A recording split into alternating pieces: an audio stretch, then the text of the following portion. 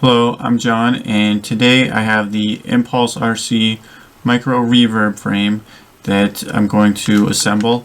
It has a lot of little pieces and it can be a little confusing to start off, but if you take your time and kind of reference some pictures and hopefully this video, it will help you out and get you up and flying in no time at all.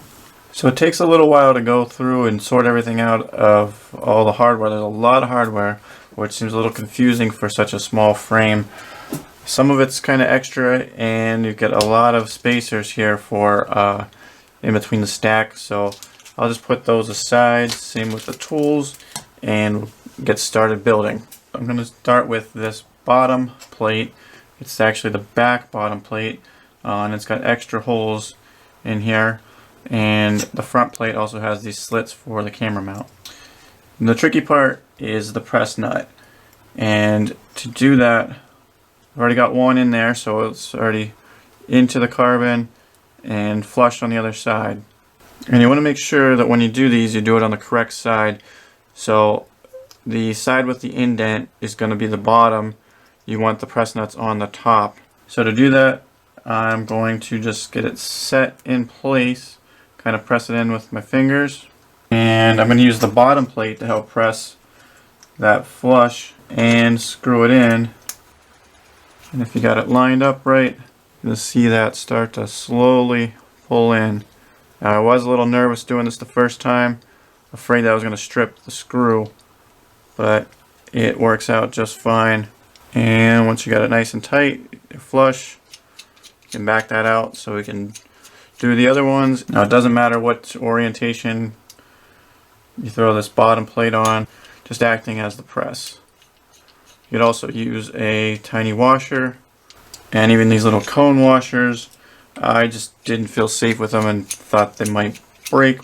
Always just make sure you've got it lined up before you start screwing that in there. Now that all four press nuts are in, I'm going to add the stack screws on this bottom plate. Use this indent so that the stack screws stick up through it. I'm going to use the short ones here along with these lock nuts. And the lock nut has the little blue nylon ring inside. And to get that all the way on, I'm just going to use a little socket to hold that nut in place. You can use pliers as well. And then screw it on with the Phillips head on the back side. Of course, there are 4 of these to do. Alright, so there's all 4 of those screws in there. You can choose to use a longer screw, which will help you build your stack a little bit differently. Since those are extra in this case, I'm going to put those out of the way.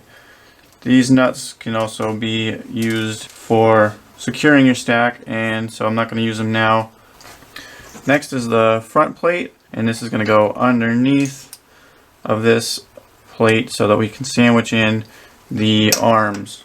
So this cap head screw through the cone washer and through the plate. I've got all 4 cap heads screws through the cone washers, and now I can just flip that over, set it up so I can put the arms on. Now on each arm there is a shorter side and a longer side, and it's going to be the shorter side that goes into the middle, running forward and back. The longer portion is going to go side to side, left to right. So if it doesn't fit at first, you can always just flip them over and you'll be okay.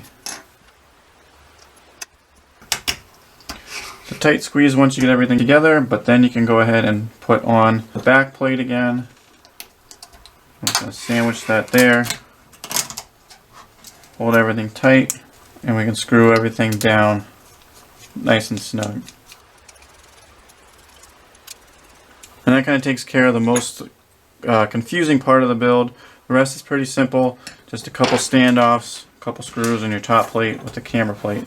So I'm going to start with the camera setup and start with putting these into the top plate.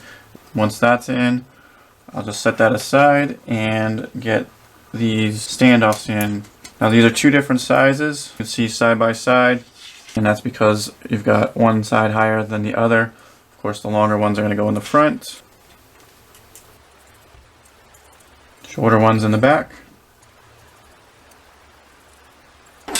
With those snug in the top plate, you can go ahead and put them into the bottom plate. You may have to move things around a little bit. At first, this standoff was kind of just positioned the wrong way so that camera plate couldn't go in there. If you're having a little issue, you might just need to realign that.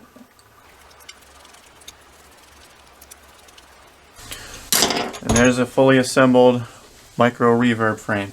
If you like, you can go ahead and attach the top velcro, and that will go this direction here.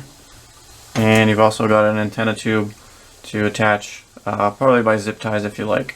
So that's the 3-inch micro reverb from ImpulseRC. I hope you've enjoyed the video, and this helps you kind of with some of the confusion of all that hardware in the package. So take care and happy flying.